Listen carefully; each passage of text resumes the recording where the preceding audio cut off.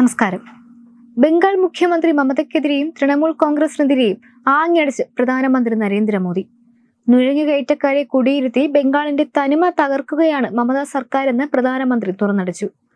ബംഗാളിലെ ജനങ്ങളും ബംഗാളിന്റെ തനിമയും അപകടത്തിലാണെന്നും മുഴുവൻ രാജ്യവും ബംഗാളിനെ ഓർത്ത് ആശങ്കയിലാണെന്നും അദ്ദേഹം പറഞ്ഞു.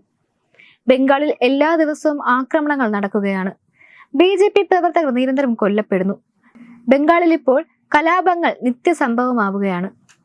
ഗോത്രവർഗ ജനതയുടെ സ്വത്വത്തെ തകർക്കുന്ന തൃണമൂൽ സർക്കാർ സ്വന്തം വോട്ട് ബാങ്കിനെ പ്രീണിപ്പിക്കുകയാണെന്ന് മോദി പറഞ്ഞു.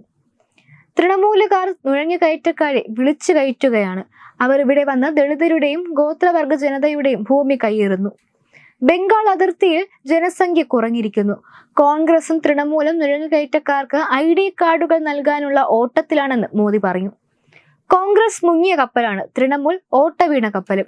ബംഗാളിലെ ജനങ്ങൾ അവർക്ക് വോട്ട് ചെയ്യില്ല. അതിനവർ ജനങ്ങളെ ഭീഷണിപ്പെടുത്തുകയും BJPയെ അസഭ്യം പറയുകയുമാണ് എന്ന് മോദി ചൂണ്ടിക്കാട്ടി. അഴിമതിയാണ് തൃണമൂൽ സർക്കാരിന്റെ മുഖമുദ്ര. പണം തരൂ, പണി തരാം എന്നാണ് ഈ സർക്കാർ യുവാക്കളുടെ തൊഴിലിന്റെ കാര്യത്തിൽ എടുത്ത നിലപാട്. അവർ സർക്കാർ ജോലികൾ ലേലം ചെയ്ത് വിൽക്കുകയാണ്.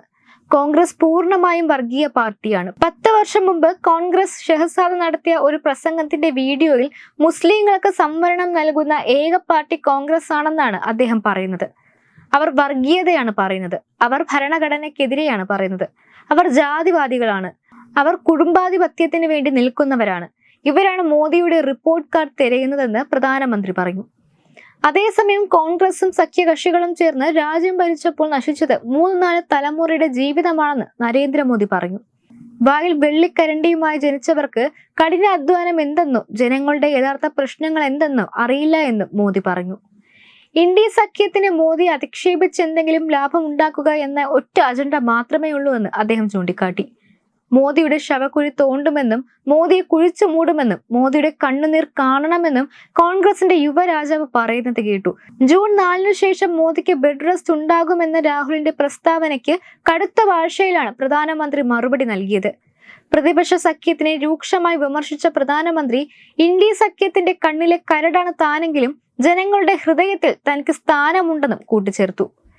ഏപ്രിൽ 19 മുതൽ ജൂൺ 1 വരെ 7 ഘട്ടങ്ങളിലാണ് ലോക്സഭാ തെരഞ്ഞെടുപ്പ് നടക്കുന്നത്. അടുത്ത ഘട്ടത്തിലെ വോട്ടെടുപ്പ് മെയ് 25 നടക്കും. ജൂൺ 4 വോട്ടെണ്ണൽ. വെബ് ഡെസ്ക് തത്വമൈ ന്യൂസ്.